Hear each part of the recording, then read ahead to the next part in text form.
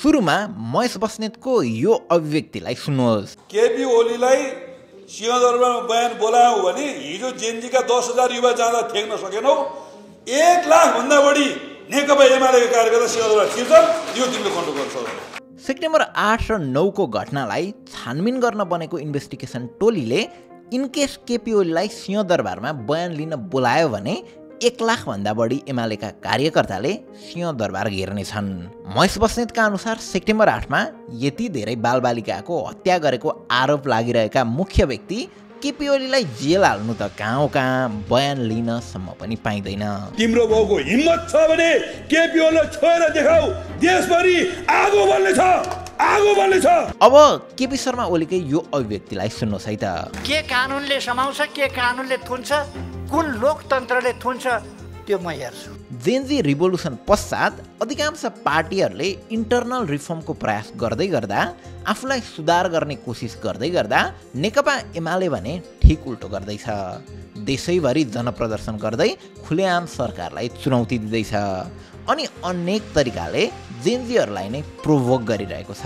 आखिर नेकपा एमाले महेश बस्नेतको नेतृत्वमा यो सबै के गरिरहेको छ र किन गर्दैछ त? आउनुहोस् सबै बुझ्ने कोसिस गरौँ आजको इनडेप्थ स्टोरीमा।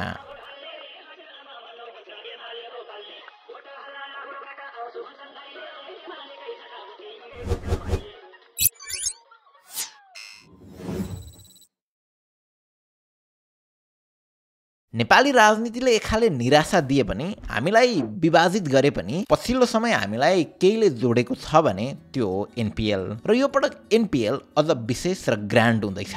यो वर्ष डिसोमगोले एनपीएलसँग 5 करोड 30 लाखमा ओटीटी स्ट्रिमिङ राइट किनेको छ, जसपश्चात तपाईँले आफ्नो घरमै बसी बसी मात्र 300 रुपियाँमै एनपीएलको मजा लिन सक्नुहुन्छ। यदि तपाईँ मिडल इस्टर्न देशहरूमा हुनुहुन्छ भने 500 रुपियाँ र बाँकी देशहरूबाट चाहिँ $10 तिरेर सब्सक्रिप्सन लिएर पुरै एनपीएल हेर्न सक्नुहुन्छ। अझ नेपालबाट सब्सक्राइब गर्ने 4 जनाले त हरेक हप्ता एकजनाको दरले आइफोन 17 प्रो म्याक्स पनि जित्नुहुनेछ। सिजन अगाडि बढ्दै जाँदा एनपीएल अझ इन्ट्रेस्टिङ हुँदै गइरहेको छ। सो थप डिटेल्स र एपको लिङ्क डिस्क्रिप्सनमा छ, पक्कै पनि चेकआउट गर्नुहोला। अब भिडियो सुरु गरौँ। 2082 साल भाद्र 24 गते यानि कि सेप्टेम्बर 9 को दिन बिहान 10 बजे प्रधानमन्त्री निवास बालुवाटारमा प्रधानमन्त्री केपी शर्मा ओली देशका 4 वटा सुरक्षा निकायका प्रमुखहरूसँग मिटिङमा थिए। देशका 4 वटा सुरक्षा निकाय भनेको नेपाली सेना, नेपाली प्रहरी, सशस्त्र प्रहरी बल यानि कि आर्म्ड पुलिस फोर्स र राष्ट्रिय अनुसन्धान विभाग। मिटिङमा सबैजनाले बाहिरको परिस्थिति असामान्य बन्दै गएकाले राजनीतिक निकासका लागि ओलीलाई सुझाव दिएका थिए। अझ नयाँ पत्रिकाका अनुसार त प्रधान सेनापतिले त ओलीलाई त्यति बेलै राजीनामा दिन आग्रह गरेका थिए। त्यसबेला ओलीले तपाईहरू अराएको काम चाहिँ गर्नुहोस् न, देशलाई कसरी निकास दिने त्यो त मलाई थाहा छँदैछ नि भनेका रहेछन्। त्यस पछाडि दिउँसो 2 बजेसम्ममा ओलीको बालकोट स्थितको घर जलिसकेको थियो। प्रदर्शनकारीहरूले संसद भवन, सिंहदरबार, मन्त्री निवासदेखि शीर्ष नेता सबैको निवासमा आगजनी र तोडफोड गरिरहेका थिए। सेनाले धेरै शीर्ष नेताहरूलाई उद्धार गरिसकेको थियो। ओली अझै दम्बका साथ बालुवाटारमै थिए। आन्दोलनकारीहरूले बालुवाटार समेत घेर्न थालिसकेका थिए। ओली राजीनामा नदिएरै बालुवाटारबाट सुरक्षित स्थानतिर जाने तयारीमा थिए, तर सेनाले राजीनामा नदिकन ओलीलाई रेस्क्यु गर्न मानेन। अनि बल्ल 2 बजे पछाडि ओलीले आफ्नो ज्यान बचाउनकै निम्ति भए पनि राजीनामा पत्रमा हस्ताक्षर गरे। 2 बजे नभएर बिहान 10 बजे नै प्रधान सेनापतिले आग्रह गर्दा ओलीले राजीनामा दिएको भए त्यस दिन त्यस्तो विध्वंस मचिँदैन थियो। जे होस् 2 बजे ओलीले राजीनामा गरेपछि ओली, उनकी पत्नी राधिका साक्य र राजनीतिक सल्लाहकार विष्णु रिमाललाई सेनाले हेलिकप्टरमा राखेर शिवपुर स्थित स्टाफ कलेजको ब्यारेकमा पुर्यायो। अब त्यहाँ हप्ता दिनसम्म चुपचाप बसेका ओलीलाई महेश बस्नेतले भक्तपुरको गुन्डोमा ल्याएर थन्क्याए। गुन्डोकै एक निवासीले रेडिटमा लेखे अनुसार ओलीले 3 करोड बैना दिएर एउटा घर किनेका रहेछन् र वरिपरिका 6 वटा घरलाई पनि लिजमा लिएका रहेछन्। आफ्नो घर छाड्न नमान्नेहरूलाई धम्काएर त्यहाँबाट लखेटिएको रहेछ। त्यस्तै रातारात धानबारीमा डोजर चलाएर त्यहाँ पुग्ने बाटो समेत बनाइएको रहेछ। उनकै अनुसार एमालेका झोलेहरूले त्यस ठाउँबाट पहिला एमालेलाई भोट हाल्नेहरूलाई घरमै गएर एमालेलाई सपोर्ट गरिरहेछस् नि होइन भन्दै थर्काएका समेत रहेछन्। रिसेन्टली पनि एमालेका समर्थकहरूले गुन्डुमा साँझ आफ्नै घर फर्कँदै गरेका युवाहरूलाई बाटोमा रोकेर चेक जाँच गरेको भिडियो भाइरल भएको थियो। के भयो? के भयो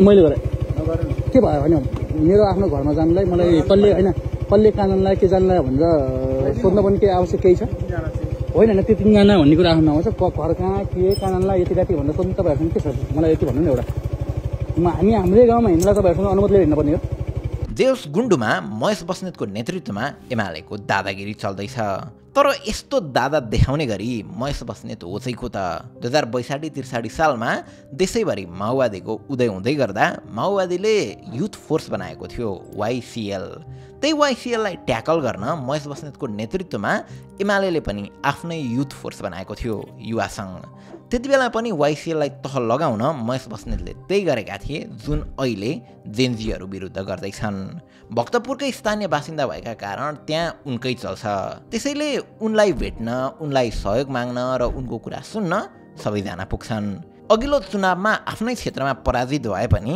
उनको प्रभाव त्यहाँ उति नै छ उनलाई उनकै पार्टीकी एकजना महिला नेत्रीले बलात्कारको आरोप लगाएकी थिइन् र उनी विरुद्ध साइबर ब्युरोमा गाली गलौजको मुद्दा दर्ता पनि भएको थियो प्रहरीले उनलाई एरेस्ट गर्दैछ भन्ने यस्ता समाचारहरू आए पनि उनको अगाडि प्रहरी नै निरीह छ पछिल्लो समय आफ्नो गतिविधि बढाइरहेका महेश बस्नेतलाई प्रहरीले समाउने होइन सुरक्षा दिन्छ विराटनगरमा अब उनीमाथि भएको प्रहार सम्बन्धी घटनामा त हामी आउने नै छौँ तर अहिले सरकारसँग र जेनजीहरूसँग जुत्न नेकपा एमालेले नेसनल भोलिन्टियर्स फोर्स नामको अर्को भातृ सङ्गठन गठन गरेको छ र त्यसको कमान्ड 43 वर्षीय पुष्पराज श्रेष्ठलाई दिएको छ यसरी ओलीले झ्याप्पा हात मिलाएर कमान्डको जिम्मा दिँदै गरेका श्रेष्ठले 2063 देखि 2075 सालसम्म YCLमा हुँदा 7 वटा मुद्दा खेपेका थिए जसमध्ये 4 वटा मुद्दा त ज्यान मार्ने उद्योगसँग सम्बन्धित थिए उनको त्यही पृष्ठभूमिले नै एमालेले यो फन्ड अथवा चाहिँ यो सङ्गठन किन बनायो भन्ने कुरा प्रश्न पार्छ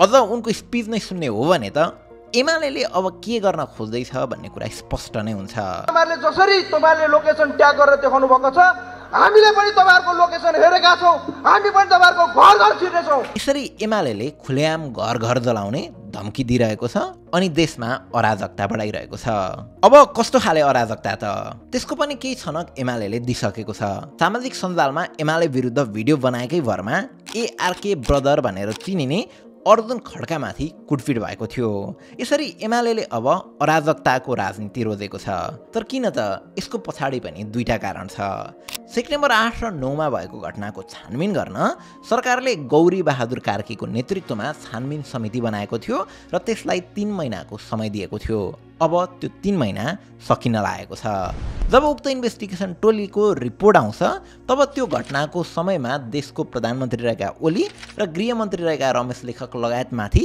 पक्कै पनि कारबाहीको सिफारिस हुनेछ सो त्यो बेला ओली अहिले आफूले गठन गरेका फन्टहरूलाई अझै अराजक रूपमा आफ्नो संरक्षणमा प्रयोग गर्न चाहन्छन् यसअगाडि नै महेश बस्नेतले त छानबिन समितिले ओलीको बयान लिन खोज्यो भने सिंहदरबार नै घेर्छौं भनिसकेका छन् अब बयान मात्र होइन ओलीलाई नै जेल हाल्न छानबिन समितिले सिफारिस गर्यो भने त्यति बेला के हुन्छ त अब सेप्टेम्बर 9 को घटना पछाडि प्रहरीको मनोबल गिरेको अवस्था छ त्यसैले पनि ओली आफ्नै कदमले प्रहरीको मनोबल अझै गिराउन उद्यत छन् त्यस्तै उनका पछिल्ला गतिविधिहरू पछाडि अर्को कारण पनि छ आउँदै गरेको पार्टीको महाधिवेशन एमालेको 11औं महाधिवेशन यही मङ्सिरको अन्त्यतिर हुनेवाला छ त्यही महाधिवेशनले अब एमालेको अध्यक्षमा ओली नै रहन्छन् कि अरु नै कोही अध्यक्ष हुन्छ भन्ने कुरा डिसाइड गर्छ यसअगाडि विद्यादेवी भण्डारीले ओली विरुद्ध गुट सिर्जना गर्दै गर्दा ओलीले उनलाई अनेक गरेर रोकेका थिए अहिले पार्टीका वरिष्ठ उपाध्यक्ष ईश्वर पोखरेलले ओली विरुद्ध लड्ने निर्णय गरिसकेका छन् यसअगाडिको महाधिवेशनमा ओलीसँग भीम रावल भिडेका थिए अहिले भीम रावल पार्टीबाट निकालिएका छन् अब ईश्वर पोखरेलले ओलीलाई कतिको टक्राव दिन्छन् त्यो त महाधिवेशनसम्ममै थाहा भइहाल्छ तर एउटा कुरा चाहिँ पक्का के छ भने एमाले भित्र ओलीको विरुद्धमा ठूलो जमात सिर्जना भइसकेको छ जसले फागुन 21 को प्रतिनिधि सभाको चुनाव अगाडि नै ओलीलाई लखेट्न पनि सक्छ अब एमाले र ओलीका सबै कदमहरू आउँदै गरेको प्रतिनिधि सभाको चुनावसँगै लिङ्क छन् निर्वाचनको लागि निर्वाचन आयोगमा दल दर्ता गराए पनि एमाले विशेष गरी ओली र महेश बस्नेतहरू चाहिँ त्यति सजिलै चुनाव गराउन नदिने मुडमा छन् त्यसका निम्ति उनीहरूले प्रोभोकको राजनीति खेलिरहेका छन्। पछिल्लो समय सिमारा र विराटनगरको घटना पनि यसकै उदाहरण हो। महेश बस्नेत र ओलीले अनेक तरिकाले आफ्ना स्पिचेसहरूबाट जेनजीहरूलाई प्रोभोक गरिरहेका छन्, जसपश्चात जेनजीको तर्फबाट एउटा न एउटा यस्तो रियाक्सन आइहाल्छ जसले ओली महेश बस्नेतलाई नै फाइदा गरिदिन्छ। विराटनगरमा महेश बस्नेत सवार गाडीमा एकजना जेनजीले रातो मसी प्रहार गरे।